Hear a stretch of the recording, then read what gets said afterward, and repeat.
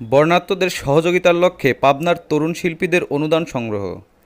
এক সপ্তাহ পূর্বে ভারতের ত্রিপুরার ডম্বুর গেট খুলে দেওয়ায় ভয়াবহ বন্যায় প্লাবিত হয় বাংলাদেশের ফেনী, কুমিল্লা ও নোয়াখালী জেলা। পানিবন্দী হয়ে পড়েন, মানবেতর জীবনযাপন করছে প্রায় ৩০ লক্ষাধিক মানুষ।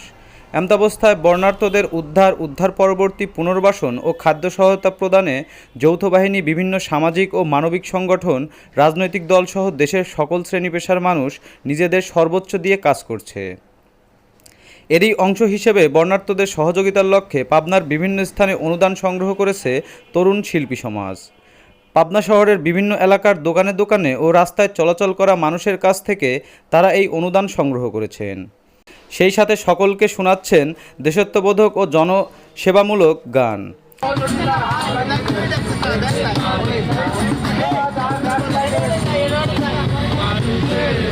এ সময় সাধারণ মানুষ তাদের গান শুনতে ও নিজেরা অনুপ্রাণিত হয়ে তাদের সেবা করতে দেখা গেছে।